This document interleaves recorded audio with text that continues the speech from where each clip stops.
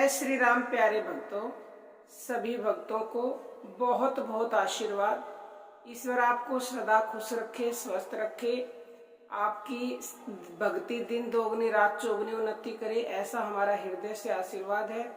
प्यारे भक्तों, भगवान कहते हैं केवल 3 सीढ़ियां चढ़ लो, 3 सीढ़ियां चढ़ते ही मैं आपको वहां पर मिलूंगा, यानी कि मेरे दर्शन हो जाएंगे।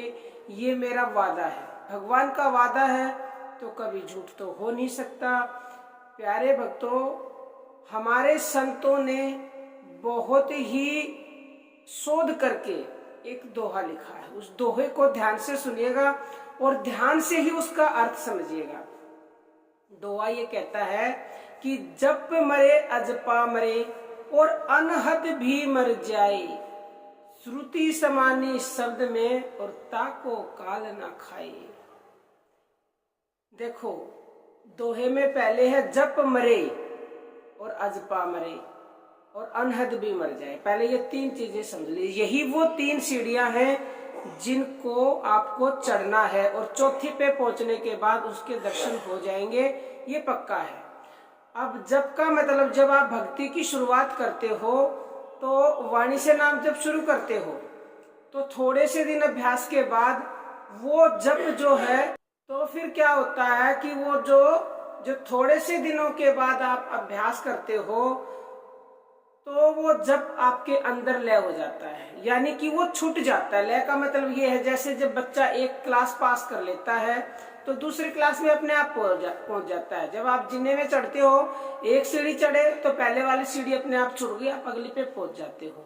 तो जब जप लय हो गया तो जप छूट जाएगा, फिर आप अजपा पे आ जाओगे। अजपा यानी कि प्राण जप। प्राण जप करते करते भी आपके अंदर लय हो जाएगा, यानी कि वो छूट जाएगा। और फिर आएगा अनहद। अनहद यानी कि जो आपको कानों से आवाज सुनाई देती है, झिंगुर जैसी, घंटी जैसी, मृदंग जैसी अलग अलग तरह की आवाजें होती हैं। तो लगातार अभ्यास के बाद वो भी आपके अंदर लय हो जाएगा, यानी कि छूट जाएगा। फिर उसके बाद शब्द प्रकट होता है।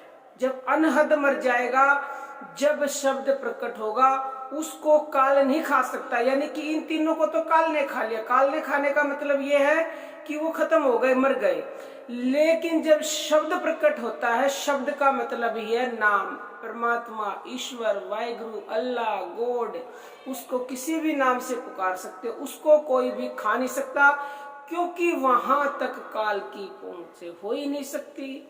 तो प्यारे भक्तों, अगर आपने ये 3 सीढ़ियां चढ़ ली, चढ़ा जब जाएगा जब निरंतरता से लगे रहे। अगर आपने पहली सीढ़ी चढ़ी और आप वापस मुड़ गए तो नीचे उतर आओगे, ऊपर तो चढ़ ही नहीं सकते।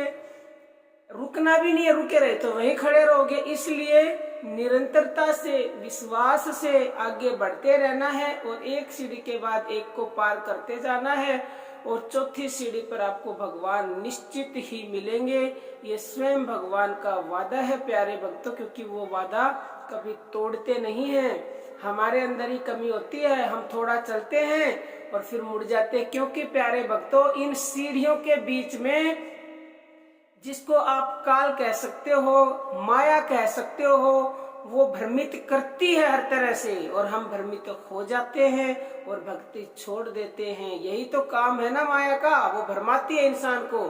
तो आपको भ्रमित नहीं होना है और निरंतरता से और विश्वास के साथ इन सीढ़ियों को पार करते जाना है, तो निश्चित ही आपको भगवान के दर्शन होंगे। तो अब हम अपनी वाणी को विराम देते हैं। जय श्री राम। प्यारे भक्तों।